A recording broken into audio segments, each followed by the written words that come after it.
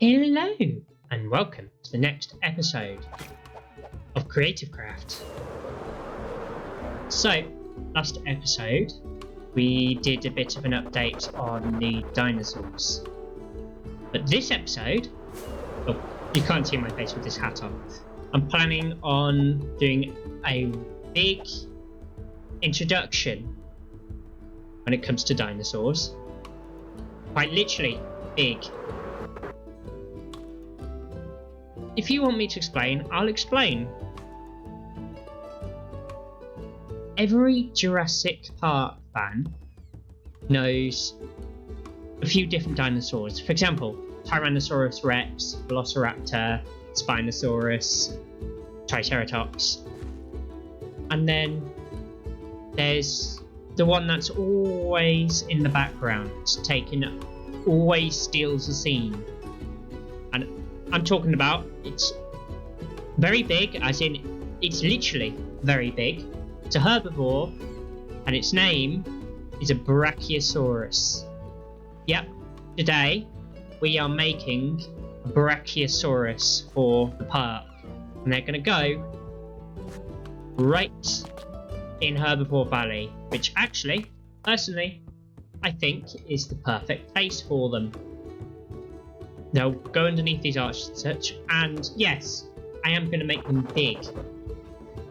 What? Okay. Where are the other two? I thought I had more in here. Oh, okay. Okay, that's a bit strange. That's another thing I need to do. I need to add collision for the Triceratops. That is funny. Oh my god, that is so funny. Okay, so I don't actually have a Brachiosaurus in Jurassic World the game, but I can view it. View one. So, let's go to Jurassic World the game, shall we? Welcome back to Jurassic World the game. I've done quite a lot since last time I've shown this, as I've got a lot more dinosaurs and such. And I've even now unlocked Isla Sauna. I need to build that. So, as I already said, I do not have Brachiosaurus, so I'm going to have to go and literally find it in the creature glossary. So just give me a minute. There she is. So this is the giraffe that I'm talking about. The big one herself, Brachiosaurus. As I've already said, these are always in the background, and they always steal every scene they're in. So I think they're perfect for my park. I'm going to get a few images of this, and it's time to model her. Let's go!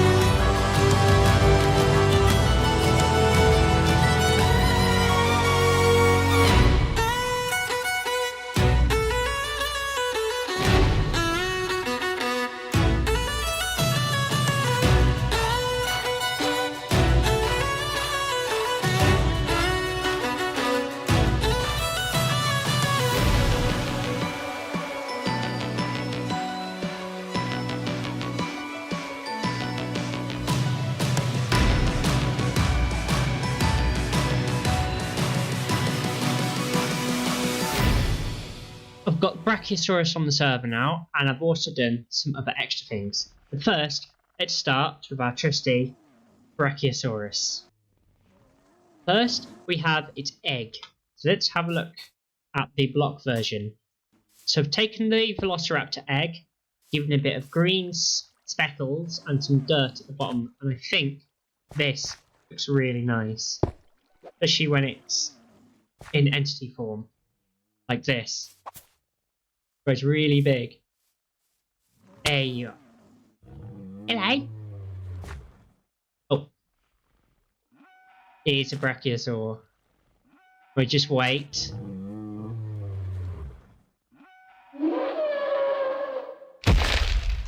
I think that is just so cool. And these things, they grow up quite quickly. So let's spawn in an adult one to show you how big they actually get. So this is an adult Brachiosaur. How large this thing is. And every time they move, they step, they will make the boom sound because of how large they are. I love these things. I absolutely love them. Also, I also think it's just what Herbivore Valley needed. A large herbivore like Brachiosaurus. But as I said earlier, that is not the only thing I've added. I've also worked on something else. So let's go and see it now. So I've got them all spawned in over here. As you can tell, I've finally given the vibrant visuals treatment to my Deloreans. And I've made them big enough so our feet don't dangle down the bottom like they did in the previous version. I thought it's time to bring them on the server. As you can see, reflection of me in it. Or you did when I was in third person. It is me on the bonnet. Look how reflective that is. Give me a hat and everything. So the thing with these, again, these you open the door and the lights will turn on. And jump in the car, plays a sound, and we can drive these around if we want to. Makes a distinct vehicle noise. The special thing about the DeLorean is, out of the CreativeCraft vehicles I've got on here, they're not actually craftable. The DeLorean is. It crafts in stages. For example, this is the chassis, which is the first part you craft, and looks absolutely gorgeous with the vibrant visuals. It's very shiny. Then you add a plastic interior, to the vehicle. Still looks great. How these glow, even the radio stuff. And you add a bit more bodywork with the bumpers, front and back bumpers for lights. I love the way these lights, especially in the dark. Well, let me turn it. Look at how they glow. I think there's a bit of a light source over here. So I'll just grab the DeLorean and show you how they glow. Right, now here is how our DeLorean glows. I love the way the rear lights glow. Just look at that. Now that looks cool. Then you've got the bits inside that glow as well. Eventually we can get to the Back to the Future Deloreans. Is there a torch around here or something? I bet you there's a torch around here. I'll try this one. So this is the DeLorean with a lightning rod. And of course, this hasn't got the animated one on, but I can put the animated one. Hold on, let me just change it to the animated one. So it seems like the animated textures on the DeLoreans are not working at the moment, but I will, in the future, I'll see if I can get that to work. It's a shame, because the animated textures are so cool. So this is the Back to the Future 1 DeLorean with the lightning rod on the back of it. So a load of same kind of details, but with more wiring and then Back to the Future details inside. If I grab some plutonium, the items don't have the vibrant visual stuff yet, so that will be on the next update. And it interacts with the car with some plutonium, and it will turn on the flex bands. I'll drive you down and show you how that looks in the dark. That looks awesome. Look at that. So all the vehicles, the flux panels look identical. The Back to the Future DeLorean's got the lights on the plutonium chamber, and the lightning rod just bobs down like that on this version. And then the reflectiveness of these, see, it's reflected in the night sky. So this is the normal Back to the Future DeLorean without the lightning rod. You can see the plutonium chamber even clearer. This pulses on the animated one. I'll be able to show you that soon, hopefully. Then this one is the DeLorean from Back to the Future 2. So of course they've got the change number plate, Mr. Fusion on the back. And the biggest change for the Back to the Future 2 is it actually has a hover conversion. I turn that on, all the lights will turn on. And then I've had to change the behaviour of this because with the dragons it does not want to fly. So I've made it jump. So then we can see the bits underneath. So it jumps and floats down much like the earlier versions. I had to do a little compromise for CreativeCraft. But it's fine.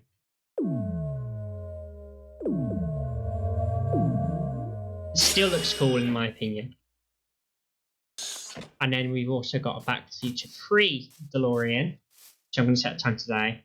To which my favourite part of this are the domes on the tyres, which look at how reflective they are. It makes them look so cool. And of course, this is my favourite one. And on the animated one, they've got some flickering lights on the light box. I can drive them all around. These do take full damage, so we've got to be careful. Look at all the reflections on the bodywork and such. I love these things. I've modelled these so well, and of course, if you can't tell, this one is my favourite. And we've also got a rail version of the Back to the Future 3 car, which is how it appears when it goes on the rails. So these have exactly the same vehicles as the add-on, the most recent Back to the Future add-on that I made. Exactly the same functions, it's just I've increased the model sizes so the player fits inside of them properly. But let's stop talking about DeLoreans because I literally will be here all day. Because we've got another dinosaur to add to the park. Within our Herbivore Valley, we have a large dinosaur, aka Brachiosaurus, and a medium dinosaur, aka my Triceratops. Because if you have a look, Argentinosaurus is a similar size, which is this one. It kind of shows my Brachiosaurus, and then this is Trike. So in order to balance out the Herbivore Valley, I am not going to be going with the original dinosaur I was thinking of going with Ankylosaurus, which is this guy.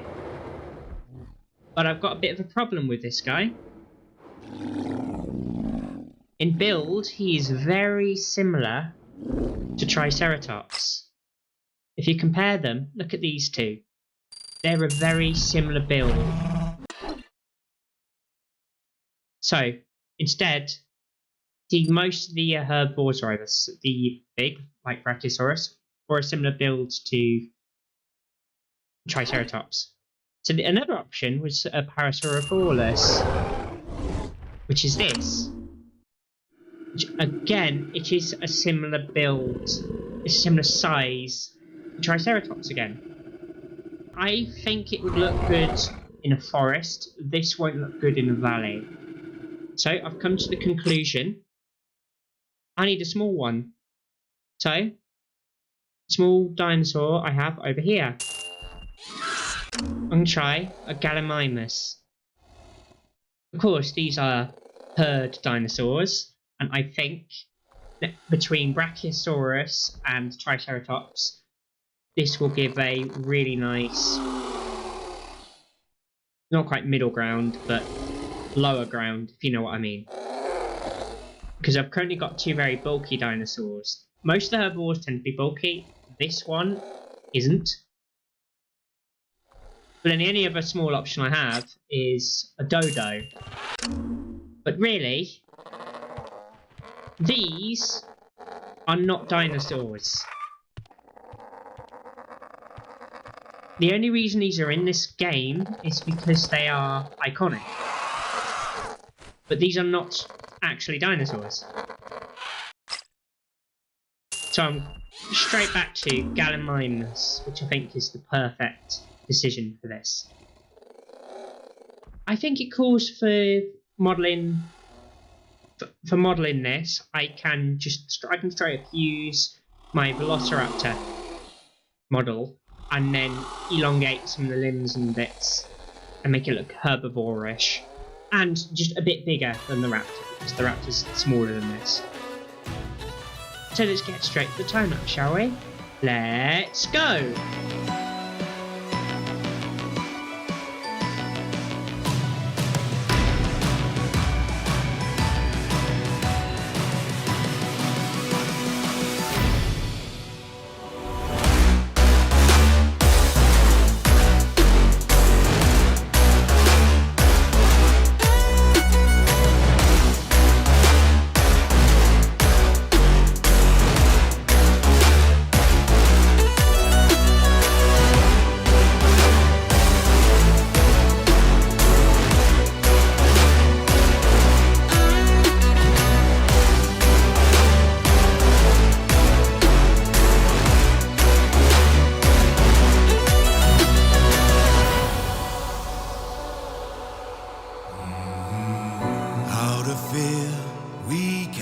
Running, tried to hide away.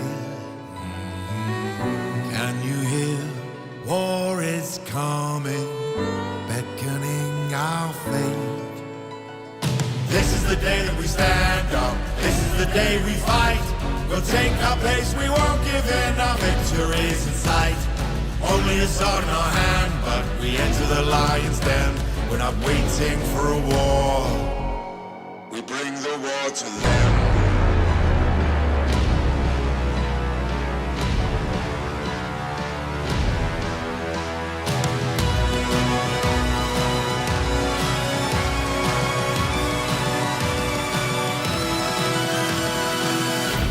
We bring the war to them.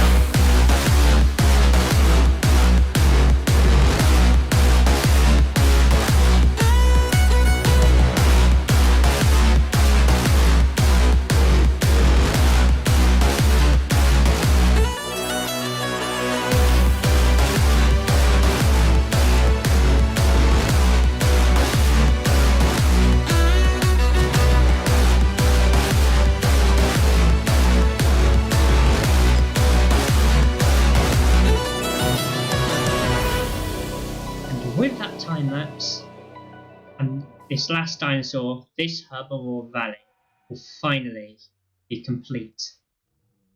Why are you jumping? Are you jumping to get to me? Is that what you were doing? Nope, now he's not interested. Okay. So at the moment we've got a new Brachiosaurus in here. So we've got one over there, got one here, and I've got one here. And the other one was Gallimimus. So let's have a look at how they look. So this is the egg, Gallimimus' egg. I've still got to do the hitbox on this. I just realised I forgot. But don't worry, I'll get that sorted. Don't worry about that. And he's got the same texture on the egg. And it's a bit reflective. And this is our baby Gallimimus. How dirty he looks. Think about that. Gallimimus always looks really dirty, and that's what I really have gone for. And I haven't looked at these much. I've just noticed I've still got to alter a bit of the eyes, the animations, but for now, at least we've got some in the world. So this is an adult Gallimimus. So just a tiny few tweaks of the animations, and these will be will be finished. Just the visual things. And of course, when you hit these, they do run off. They try to. Well, when they're not stuck in water, they will. Let's hit them again. There we go. So they are running away. I'm going to spawn in another one of these. Actually, a few more. But it will be enough. Yeah, I think that'll be enough. They're looking really nice. So now, as I said, currently, Herbivore Valley is now complete. And we've got 3 different species in here. Makes this territory a big section of the park to visit. So here in Gallimimus, the Brachiosaurus, and the Triceratops just makes this area feel complete. As like when we go up on the road in between these two, you can hear Velociraptor, and then when one's close enough, you can hear a Dilophosaurus. But when you get closer to Herbivore Valley and the animals load in, you start to hear them.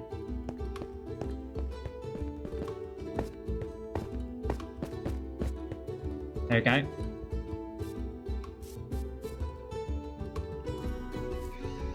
Okay, there's the Gallimimus. They're all stuck in the water at the moment.